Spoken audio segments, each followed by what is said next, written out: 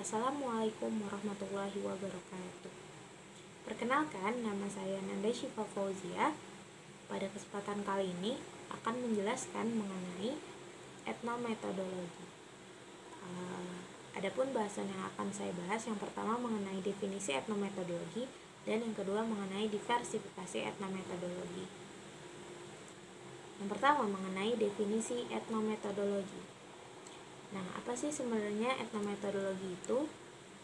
Sebelum kita masuk mengenai definisinya, kita harus mengenal dulu siapa pencetus dari konsep etnometodologi ini.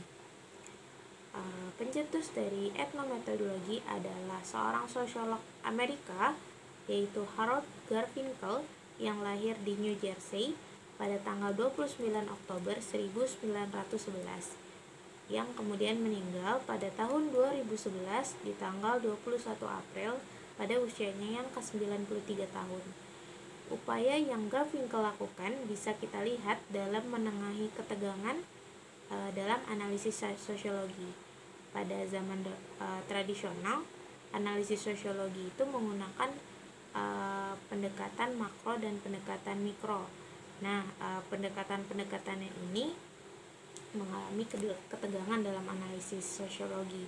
Ada kecenderungan yang menginginkan pendekatan makro, artinya menggunakan pendekatan besar dalam analisis sosiologi.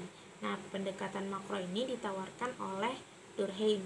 Kemudian satu kutub lagi menginginkan pendekatan mikro dalam kajian sosiologi. Nah, kutub mikro ini ditawarkan oleh Max Weber. Nah, di antara dua polarisasi tersebut, etnometodologi ini menawarkan jalan tengah.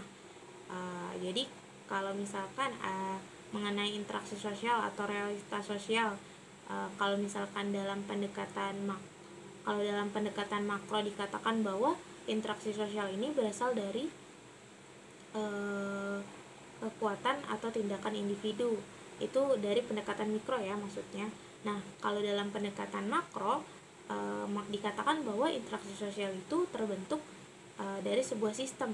Maka Garfinkel melalui studi etnometodologinya, melalui konsep etnometodologi yang ia buat, menjelaskan bahwa realitas sosial atau interaksi sosial itu bukan hanya dari individu ataupun dari sebuah sistem, melainkan tergantung atau terbentuk karena partisipasi individu dalam sebuah komunitas tertentu. Jadi fokusnya itu fokus dari etnometodologi adalah keterlibatan aktor tersebut dalam sebuah kelompok. Jadi ringkasnya para etnometodolog ini tidak berminat pada struktur yang makro maupun mikro. Jadi mereka berminat pada praktik-praktik cerdik yang menghasilkan kedua struktur tersebut. Nah, oleh karena itu, etnometodologi adalah suatu cara untuk mencari kesalahan perhatian tradisional sosiologis pada struktur-struktur objektif baik mikro maupun makro. Dari etnometodologi ini kita bisa mempelajari hal-hal mengenai percakapan kelompok misalkan. Dan adanya pergeseran ini yang tadi pendekatan makro dan mikro, analisis sosiologi dapat bersifat keseharian, karena sebelumnya oleh sosiolog tradisional dahulu itu analisis sosiologi itu terlihat seolah menghilangkan praktik-praktik keseharian yang padahal itu merupakan hal-hal yang paling esensial, sehingga praktik-praktik keseharian tidak masuk kepada ilmu pengetahuan atau etnometode. Nah, kemudian karena analisisnya itu hal-hal yang bersifat keseharian, etnometodologi sering disebut atau dikenal sebagai sosiologi untuk aktivitas sehari-hari. Percakapan di restoran, di warung, itu menjadi bagian analisisnya Garfinkel. Kemudian Garfinkel juga menyebut atau mengatakan suatu konsep yang namanya indeksikal.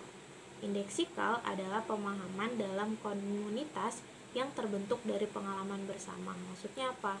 Indeksikal adalah sebuah percakapan tertentu dalam komunitas tertentu. Misalkan kata-kata atau istilah-istilah yang hanya bisa dipahami oleh kelompok-kelompok tersebut dan menjadi ciri khas dari kelompok tersebut itu yang disebut sebagai indeksikal.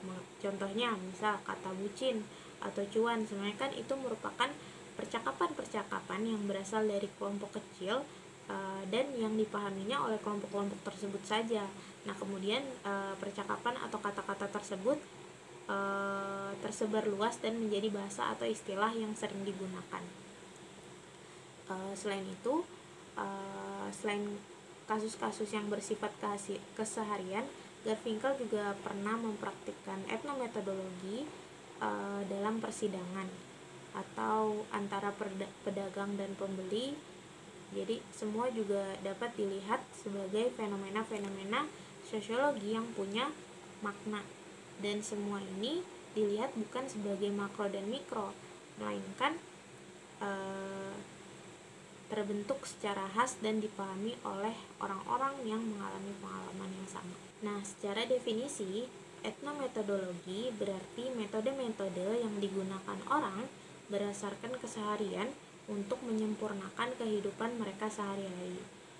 Dalam etnometodologi, dunia dilihat sebagai pencapaian praktis yang terus berlangsung. Manusia dilihat secara rasional, namun menggunakan penalaran praktis, bukan logika formal.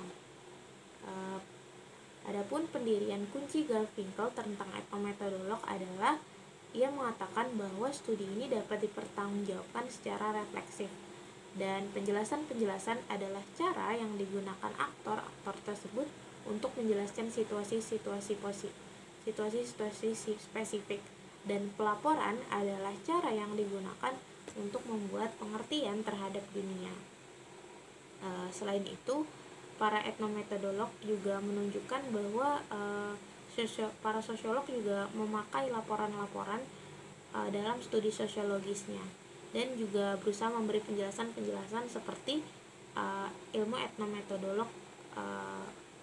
etnometodologi yang digunakan. Maka praktik-praktik sehari-hari para sosiolog dan semua ilmuwan berada di bawah penelitian cermat para etnometodolog. Etnometodologi mula-mula diciptakan oleh Garfinkel itu di akhir tahun 1940-an, tetapi baru menjadi sistematis setelah diterbitkan karyanya yang judulnya Studies in Ethnomethodology pada tahun 1967. Nah, setelah beberapa tahun kemudian, etnometodologi ini tumbuh pesat dan berkembang. Namun berkembangnya itu ke berbagai arah yang berbeda. Setelah satu dekade setelah terbitnya buku tersebut, Studies in Ethnomethodology, Zimmerman mengatakan bahwa ada beberapa jenis etnometodologi yang memiliki sejumlah garis-garis penelitian yang kurang lebih khas, namun kadang-kadang saling bertentangan. Nah, 10 tahun kemudian, Atkinson juga mengatakan bahwa terjadi kekurangan koherensi gitu dalam studi etnometodologi, dan beberapa etnometodologis juga menyimpang terlalu jauh dari premis-premis yang mendasari etnometodologi, sehingga teori etnometodologi jadi mengalami kesulitan-kesulitan yang makin fatal hingga hari ini, dan kesulitan-kesulitan tersebut semakin meningkat seiring berjalannya waktu. Selain itu, studi etnometodologi juga memiliki kompleksitas dimensi pada praktik-praktik cerdas dalam ruang-ruang yang berbeda, sehingga kedepannya akan banyak varietas-varietas lainnya mengenai etnometodologi dan fenomena-fenomena sosial yang harus ia pijaki, sehingga dengan munculnya varietas-varietas tersebut, otomatis kesulitan-kesulitan dalam teori tersebut juga bertambah pula. Jadi mengenai diversifikasi etnometodologi tersebut dapat saya simpulkan kesulitan-kesulitan yang dihadapi etnometodologi seiring berjalannya waktu adalah adanya diversifikasi etnometodologi atau berkembangnya arah etnometodologi ke berbagai arah yang berbeda akibat garis-garis penelitian yang bertentangan. Selain itu adanya kekurangan koherensi dalam studi etnometodologi, dan yang ketiga adalah adanya beberapa etnometodologis yang menyimpang terlalu jauh terhadap premis-premis yang mendasari teori etnometodologi, sehingga menurut para ahli, studi etnometodologi ini seiring berjalannya waktu akan memunculkan varietas-varietas lainnya yang menambah kesulitan-kesulitan dalam teori tersebut. Baik, itu saja yang bisa saya sampaikan. Kurang lebihnya dari saya mohon maaf. Wabillahi taufiq wal hidayah. Wassalamualaikum warahmatullahi wabarakatuh.